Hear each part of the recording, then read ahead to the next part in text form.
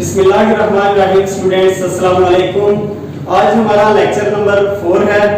इससे previous lecture में हमने position vector, position, distance, displacement, velocity और स्पीड के बारे में पढ़ा था। आज जो हमारा लेक्चर है उसको नाम है एक्सेलरेशन।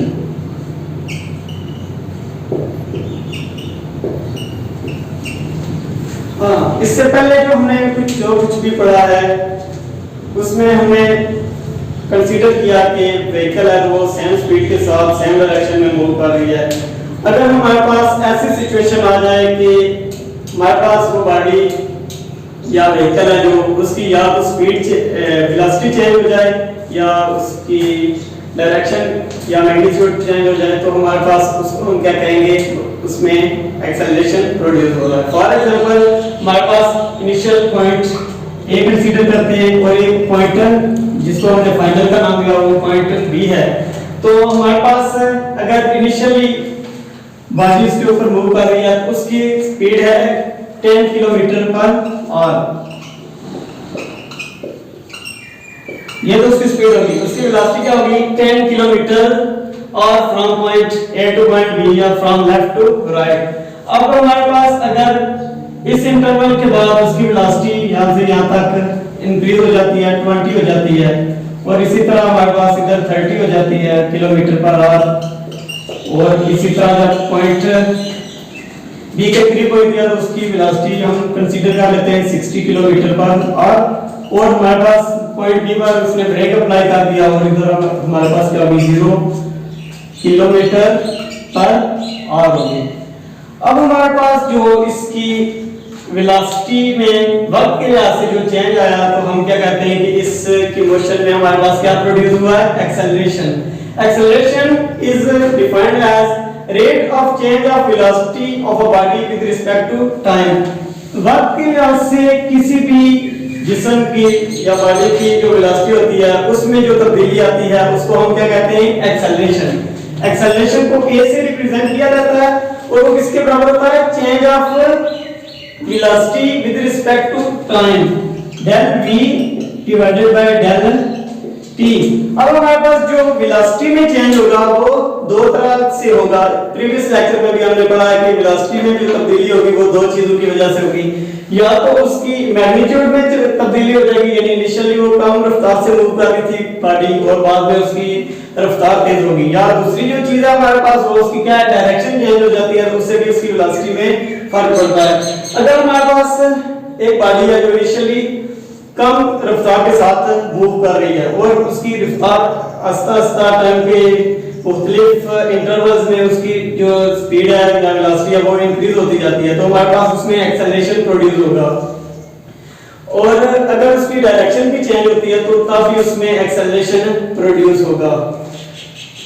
हमारे पास अगर बॉडी की जो मैग्नीट्यूड है यानी वेलोसिटी की मैग्नीट्यूड में चेंजिंग आ रही है तो हमारे पास जो एक्सेलरेशन होगा हम उसको क्या कहेंगे, लीनियर एक्सेलरेशन कहेंगे।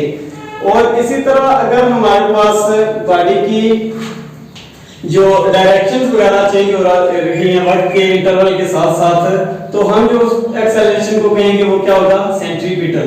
अब हमारे पास इसमें दो टर्म आ गई, एक लीनियर एक्सेलरेशन और दूसरा सेंट्रीपिटल एक्सेलरेशन। लीनियर एक्सेलरेशन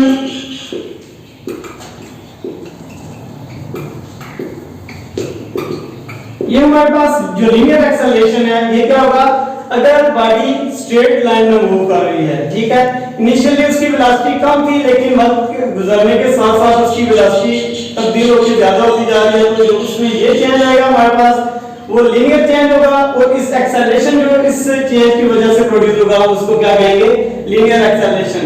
और इसी तरह हमारे पास जो उसका दूसरा एक्सेलरेशन है वो उसको हम क्या कहते हैं, सेंट्रीपिटल एक्सेलरेशन।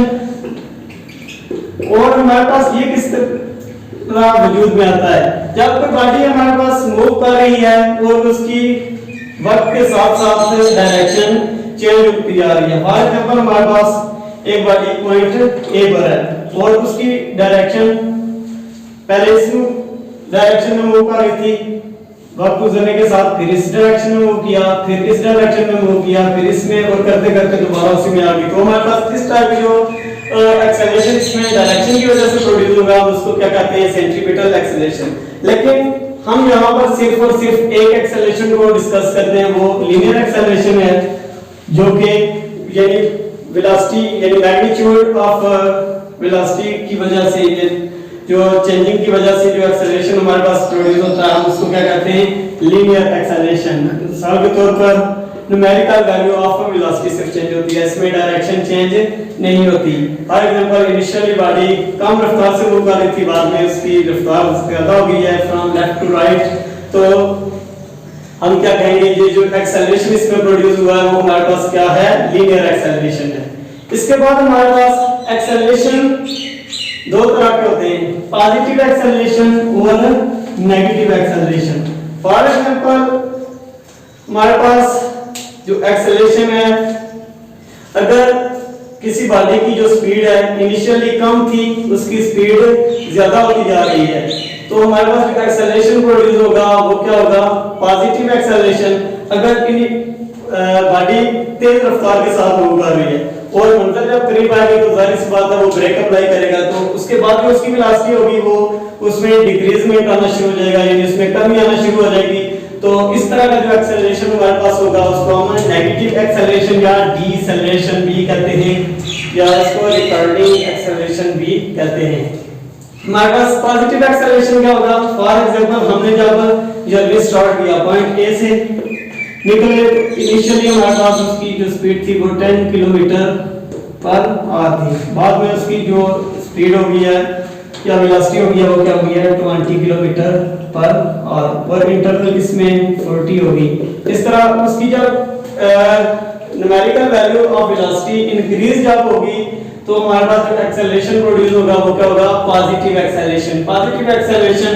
और इसी तरह हमारे पास अगर हमारे पास इधर 40 किलोमीटर से आगे हम 60 कहते हैं, इस पॉइंट पे हमारे पास उसकी 60 किलोमीटर पर आवर से मूव कर रहा है, और ये हमारे पास पॉइंट बी जो उसकी डेस्टिनेशन है।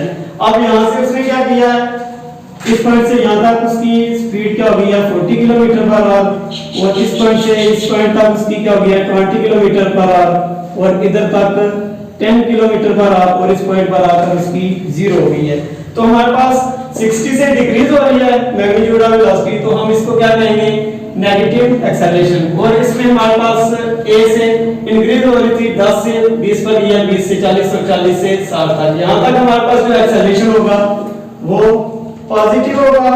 और इस पॉइंट से इस आगे जब हम जाएंगे तो हमारे पास जो एक्सेलरेशन प्रोड्यूस होगा वो क्या होगा, नेगेटिव एक्सेलरेशन होगा। आज के लिए इतना ही काफी है, मिलते हैं नेक्स्ट लेक्चर में।